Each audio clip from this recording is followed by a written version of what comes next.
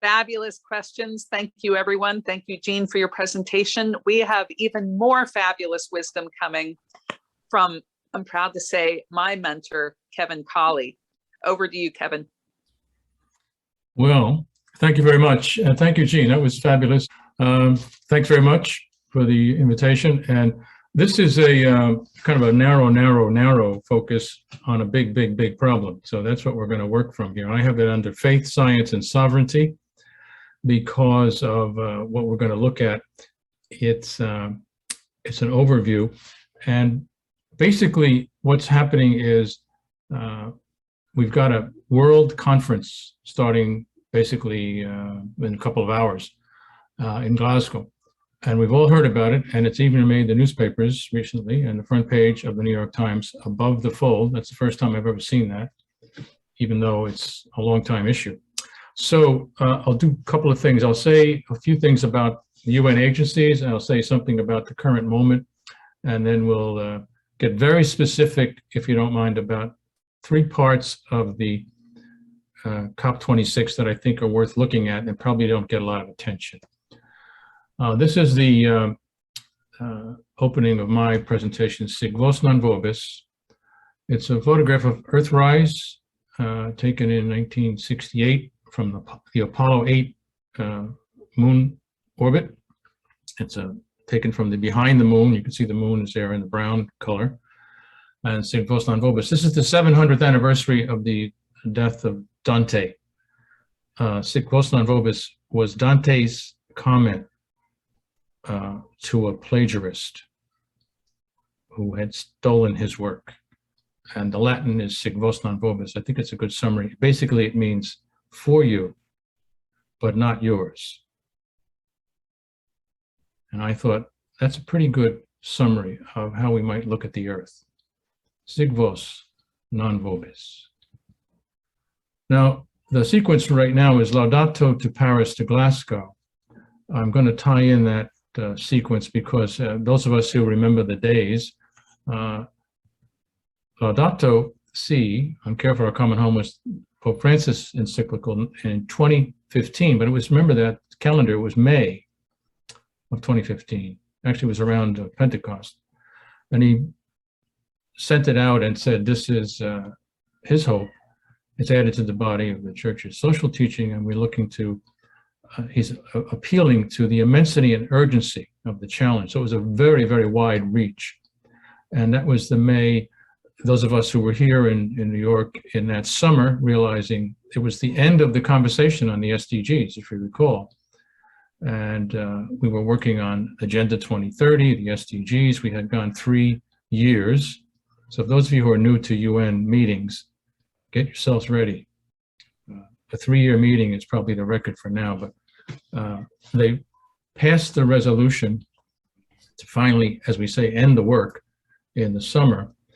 And that September 25, the Pope was in New York. He addressed the UN and then went off to his other stops. But that afternoon, the UN adopted in the General Assembly Agenda 2030. I thought it was a wonderful tribute to his efforts behind the scenes and in all the other interventions he made. And then December, we had the Paris Agreement. So May, Laudato, September, the SDGs adopted, and then December, the Paris Agreement. So it was quite a good calendar for care of Earth issues. We're still struggling with, as we say, the disappointments of Paris, but we will talk about that briefly. So that's our sequence. And now we're heading into the COP26, starting on, I believe, Saturday. So we're right there at the UK in Glasgow. And we know that the problem is quite striking. This is a graph that was sent out recently. And it's basically to let people know where we are on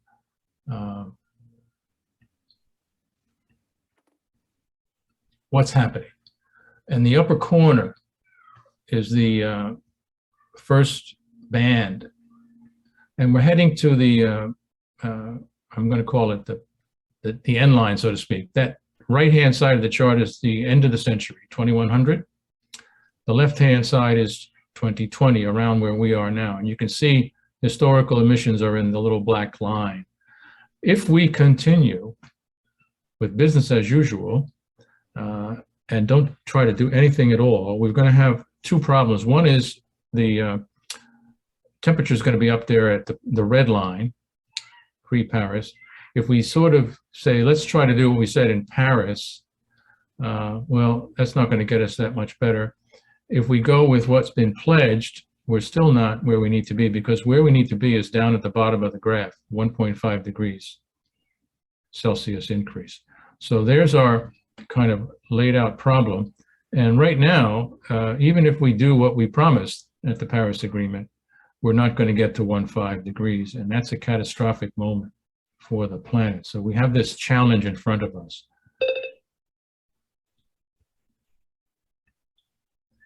I put this newspaper on the slide because I believe it was the first time we ever got an actual first page above the fold acknowledgement from a major newspaper about what's really happening. You can recognize the graph has made the front page of the New York Times yesterday. So that's a marker of the urgency. Even the New York Times is saying we better pay attention. They've been better lately, but they haven't been that good most of the time. So here's our specific concerns. I'll leave that slide up there so we can remember where we are on this challenge. We had NDCs. Now this is more acronyms. You'll love this with the UN, of course.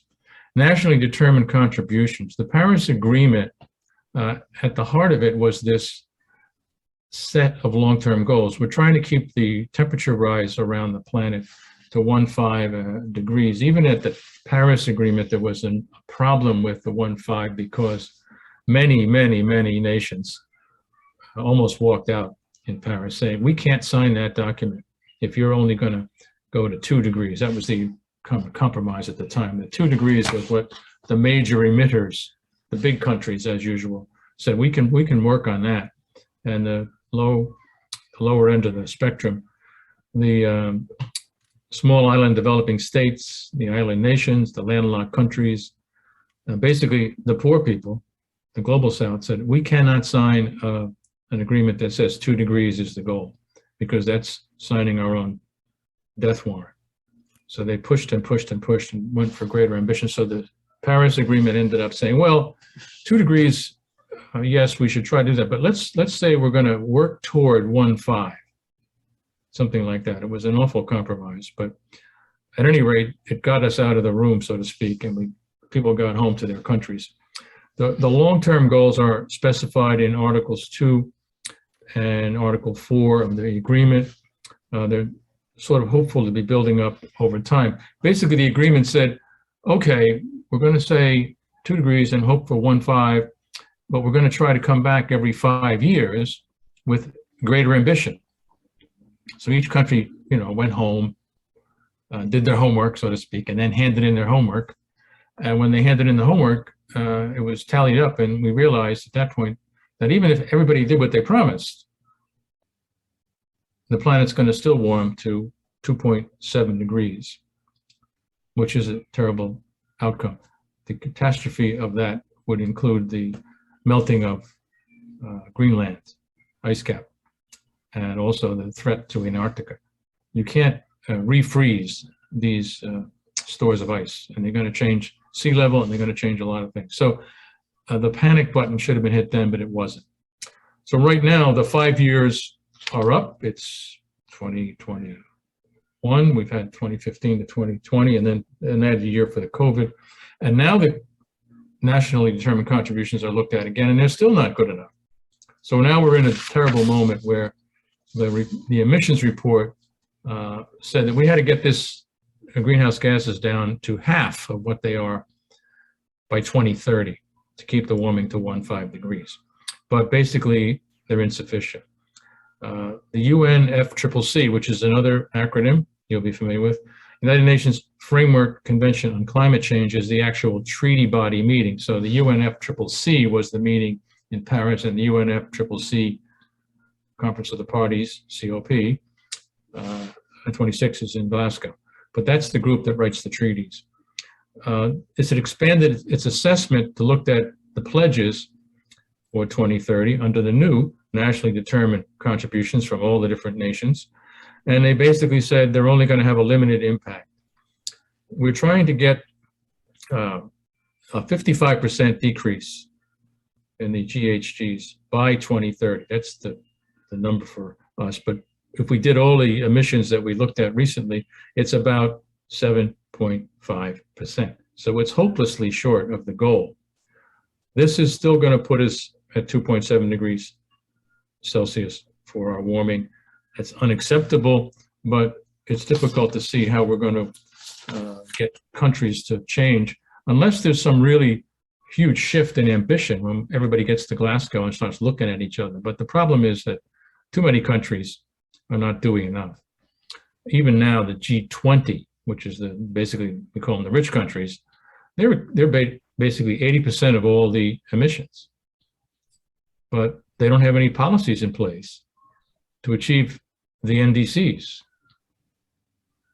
So we're not going to get there. Right now, we're still not going to hit the goals.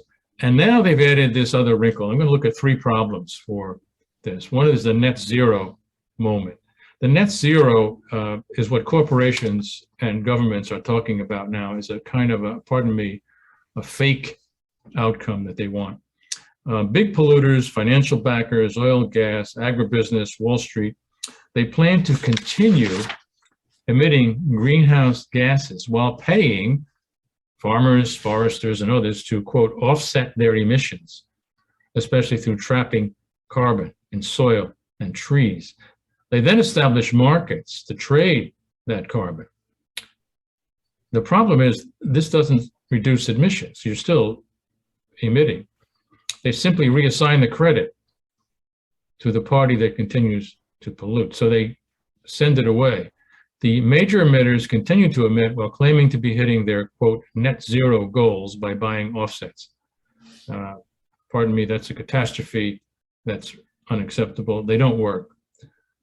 Basically, even the ones that tried this, European Commission looked at carbon markets, and the basic outcome of their research was about 2% worked, even what they call the clean development mechanism. So the markets have benefited polluters. They failed to decrease the emissions, and they're plagued by fraud. Creative accounting is one of their favorites. So these are perpetuating environmental racism. They're compromising human rights. They're undermining healthy environments. Carbon trading has made everything worse, especially in low wealth communities. That's the big problem with that part of the net zero argument. Fossil fuel companies like to think that they can make this a fungible thing. That is, it can work either way in a sense. Fossil carbon and carbon stored in trees, they think they can just exchange. And they're going to appropriate the biological carbon to support business as usual. But science is clear. There's huge differences there. You can't use forests to offset the oil you're taking out of the ground. The third problem with the net zero argument is that they're kind of try to use technologies that are unproven, they're dangerous, and they're expensive. So that's the third part of the net zero argument. They're calling it negative emissions technologies. They want to capture emissions either at the source or after they're already in the atmosphere. They're talking about bioenergy with carbon capture and storage. They're talking about blue and decarbonized hydrogen, direct air capture. All of these technologies are really untried and certainly not to scale at this point. And we have to do this in a hurry. We don't have a lot of time. So right now, some countries are even talking about interfering with the Earth's climate system, like solar radiation management, et cetera. So it's become a terrible moment when systems that don't work and trading systems that don't work are being put in place, and in a sense, trying to make the argument we can get there with these. They're basically sitting on what they call expansion of dirty energy industries in what they call Black, Indigenous, people of color, frontline communities. BIPOC. So they're trying to offset emissions elsewhere and then dump the problems on the, basically, as we always know, those that are poor and can't really respond. Public health and local environment continue to be harmed, and those communities, low wealth communities, continue to be compromised. There's a lot more resources that I'll send along in my presentation to Teresa to share with you. The other problem let down there is Article 6 of the Paris Agreement. They didn't quite finish this work when they got out of Paris. And this is the international emissions trading, Article 6. It's going to be in the spotlight. It's carbon market rules. They started working on this in Madrid in COP25. But in this section in Glasgow, they're trying to finalize the last remaining piece of the Paris Agreement rule book. When you hear the term rule book, this is what it's talking about, Article 6. There's no real rules on effective and robust accounting. They could form the bedrock of international accord, but we've just heard from Beth and from Jean and Teresa about the difficulties of winning an argument in the UN when wealthy countries and strong, powerful nations are not interested in committing to that kind of language. So this is a problem right now. We're not sure how these rule book things will get solved, and we're a little concerned that we're not going to get them done. Right now, the mechanisms under Article 6 are not built correctly. So we have to look at that. I don't know how they're going to solve this in 2 weeks in Glasgow, but it's basically a problem. We have to watch that carefully and put pressure on our governments that Article 6 has to be really, really airtight. And it can't be a situation where you could encourage double counting. For example, not a fair example perhaps, but Norway is a big country that claims to be, working on clean energy, but they're still drilling for oil in the North Sea. But they're offsetting their drilling by payments for carbon offsets to Indonesia, who has promised not to cut their forests because Norway's giving them money. But the problem is that ends up to being a double count. Indonesia gets credit for not cutting down their forests, which they're not going to cut anyway. And Norway gets credit because it's a carbon offset for Norway, but it's the same forest, gets counted twice. So the Article 6 problem is not going to go away. It's a lot of problems with the counting right now. We're not sure how that's going to land, but we do know that it's going to be an issue. Now, we're back. The planet, yes, it's for you, but it's not yours to despoil.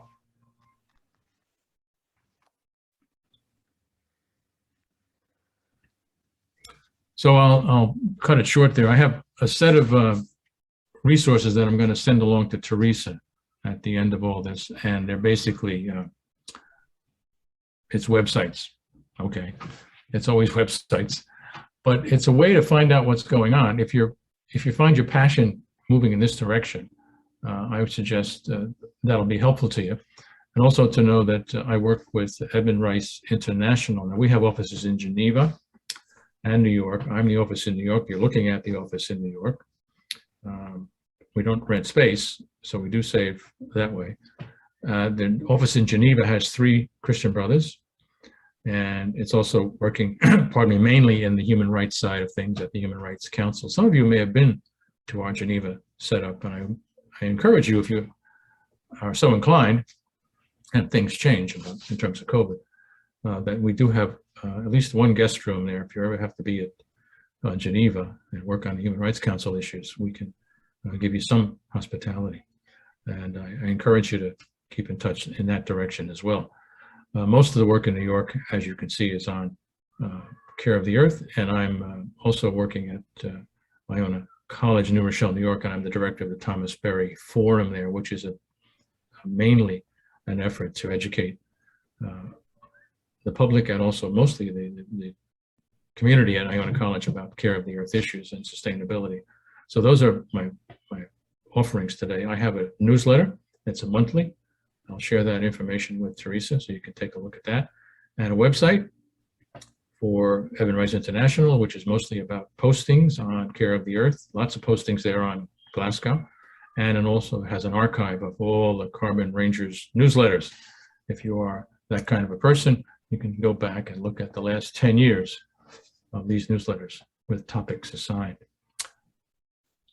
11 o'clock, I better stop. Thank you so much, Kevin. That was wonderful and incredibly enlightening. And thank you, Sheila, for being here, and others who may need to leave for 11 a.m. commitments. Are you able to stick around, Kevin, for a little while? I have a few minutes. Yeah, I have another thing, but it's not until 11:30, so I'm good. Perfect. I'd also like to hear from people if you have additional questions and would like a follow-up training. It could be on topics we discussed earlier or other things like social media, for example. But first of all, questions for Kevin. Yes, Paulus. Yeah, thank you, Kevin, for your presentations. I have impression that seems COP26 is so skepticism to achieve this right directions. My question is, are there any hopes and chance at the COP26 to lead this process to right directions by considering the fact that the index is not enough right now to address this to reduce this gas emission, and also the not zero as language of tricky for the banks, markets, and even the states, and also the G20 is not enough to address these issues. So do you think, what your perspective, or what do you think, is there any hope for COP26? Thank you, Paul. I'm an inveterate hoper, me. I don't know about everybody else, but there are people who have, in a sense, given up on the political solution and have said this is not really useful. There's a whole wing, so to speak, of an indigenous group that's finding it futile to try to get governments to actually respond and be good citizens. We are basically right now not being good ancestors. And the challenge will be to stir the consciences of those leaders who are in COP right now, or are going to COP, or who will make statements at COP. But even reading the papers, I think most of us would be discouraged because even when countries have good intentions, I think the USA has good intentions right now because at least President Biden has turned the ship around and started to move in a good direction. But he's been hampered by a recalcitrant Congress and significant opposition from the other side, who don't see this the same way and who I think have been obstructing almost everything he tries to do. You have China, India, Japan, large economies, large emitters, who have not been able to show us how they're going to go forward. China has started to talk about reducing their producing electricity by coal, but China has more coal plants than any nation on the planet right now. You also have countries that internally are claiming to be doing good things, but are basically sending their bad business elsewhere. So it's a terrible tangle. I think my optimism is mostly based on young people. I think I see indicators that the young have actually gotten hold of this, that they're paying attention. It cheers me to see people like Greta or like Shia Bastida, who's a local person in the New York area, indigenous but activist. And in particular, you may not know about it, but in front of the White House for the past 9 days, there have been hunger strikers, young people, basically from the Sunrise Movement and others, who are on hunger strike to get the US to pay attention and to do better about these questions. That's a stirring example to me. And I'm ashamed to say I'm not down there sitting there on the sidewalk with them, but I must say, that's what gives me hope, that there's that going on. And I hope that more and more we get the young folks to attend to it. I think right now, a lot of the young people are still in kind of a shock over having lost a year and a half of school. So the fact that they're able to bring themselves to that moment is, I think, encouraging to everybody. And I also believe that Pope Francis will continue to work at it. Mm-hmm. There's also the Convention on Biological Diversity. Ironically, the acronym is CBD. We could all use some CBD oil when talking about this particular topic. But there's hope there as well, because many folks are working hard to connect those two topics, along with the issue of pollution, along with the Food Systems Summit. And so in essence, I think part of the challenge is that these items are siloed at the UN, that we're not addressing them in an interconnected way. We as a species are just waking up to the opportunity for systems thinking. So for each of us to see and talk about and witness all of these interconnections is also important. I think it's a new way that we're modeling, as Teresa noted, as we work to get in the way, get out of the way, or create a new way. And so for each of us within our own faith communities, we can be joining the Laudato Si action platform, which has a hard launch now on November 14th, right after the climate summit. It's interesting that the Vatican called for a 40-day period of prayer and reflection during the climate summit, instead of launching the Laudato Si action platform on the Feast of St. Francis, the 4th of October. There is a day of global prayer and fasting called for All Saints Day this year, November 1st. And I do believe the information about that is on the Laudato Si action platform website. And so there are lots of things that each of us can be doing in our daily lives and within our own communities, because truly, I think we don't need to leave it up to the governments. This one needs everyone, from the very small to the very tall, from the grassroots to the rooftops into outer space. We cannot put our waste in outer space. It doesn't work. And I think all of us on this call are either Catholic or have some connection with Catholicism. And you might remember in the Middle Ages, there were indulgences, and that was allowed. And that was seen as a way you could buy away your sin. Net zero is somewhat like buying indulgences. And I think as we as Catholics head into the climate talks and do our activism on Twitter or Facebook or WhatsApp or however we can possibly do it, and there will be a few people I know who will be there in person, we need to bring that metaphor up perhaps, and how we were able as a species to evolve beyond that moment. How do we do that now? How do we evolve beyond the moment we're in? Christiana Figueres, the amazing Costa Rican diplomat who headed the Paris Climate Agreement talks, she herself believed that they wouldn't succeed back in 2010 or 2011. And then she heard herself say that at a press conference and listened to the press conference again and thought, oh my God, if I don't believe it can happen, how could anyone else possibly believe it could happen?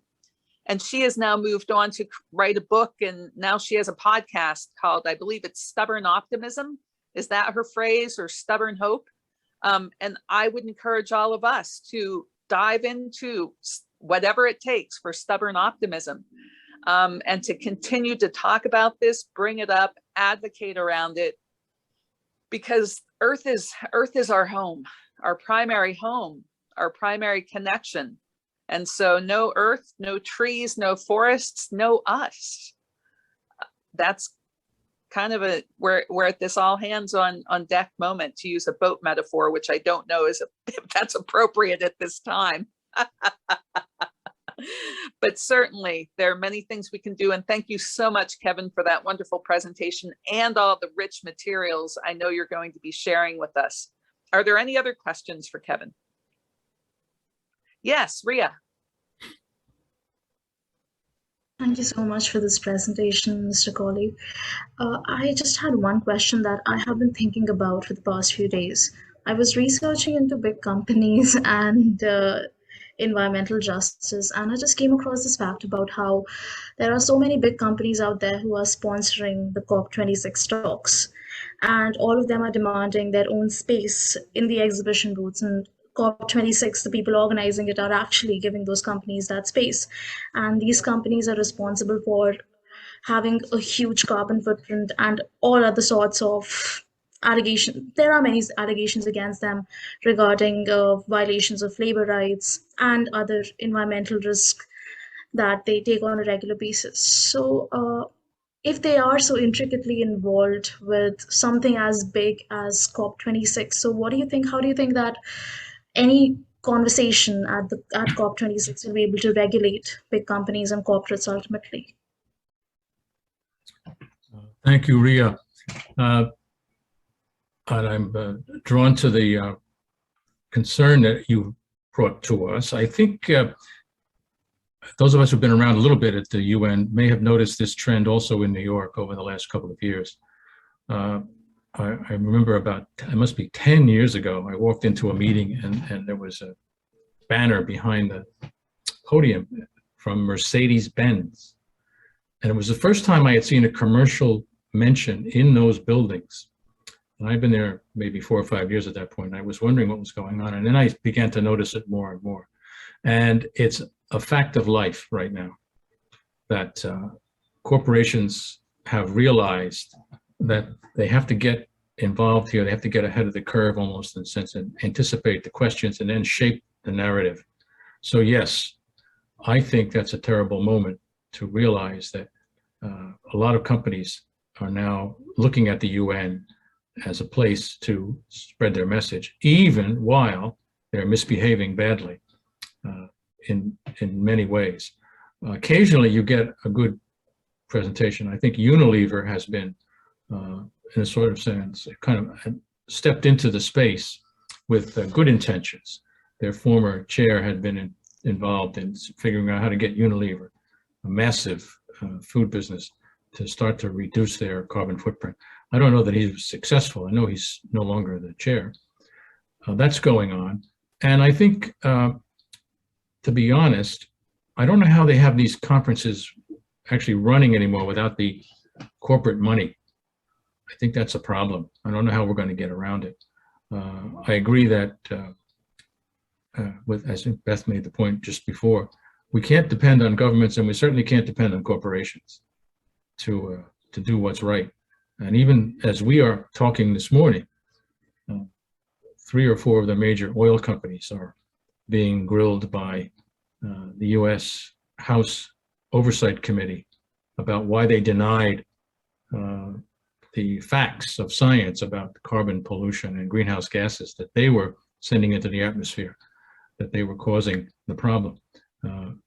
I don't know that they'll have any good answers. I think that's just an exercise in theater, but it's an indication that that's going on in every direction. And I don't know how to solve it except to be, as you pointed out, be alert to it.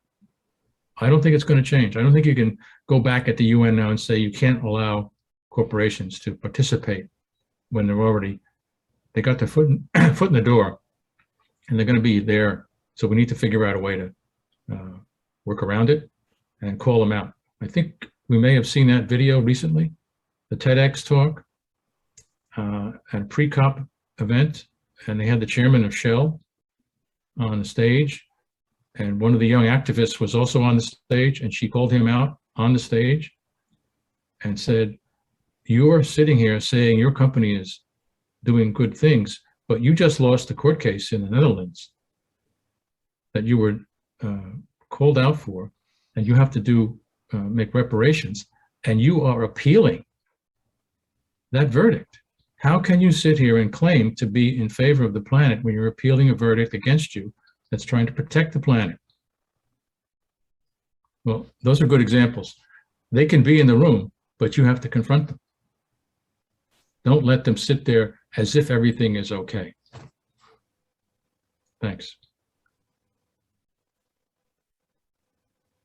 And Ria, if you want to follow some hopeful people and go some hopeful places, I'd encourage you to tune in to the Global Goals cast around the Global Sustainable Development Goals. the Global Goals Cast podcast. It's a wonderful podcast, totally focused on the Sustainable Development Goals. And they do a lot of conversation with corporations. And they have had the former CEO of Unilever, who Kevin just referred to. His name is Paul Polman, Polman. He actually went to Georgetown for his undergrad, and in his youth wanted to be either a priest or a doctor. When he moved on from Unilever, he formed his own, I believe, a non-governmental organization, although maybe it's a business, but he is now pushing other businesses to do the right thing. He was with Procter & Gamble, he was with Nestle. So he's a very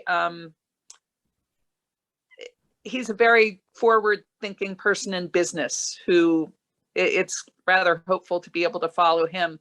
But we need folks like you asking these questions and thinking these things through. So thank you for asking. Please continue to ask and to speak up as a wonderful and amazing girl advocate, now turning young woman advocate, change agent, because this is our calling. I think it means different things perhaps these days to be called, right? In faith-based contexts. So hopefully we can explore that more during Run. Well, thank you everyone for your time.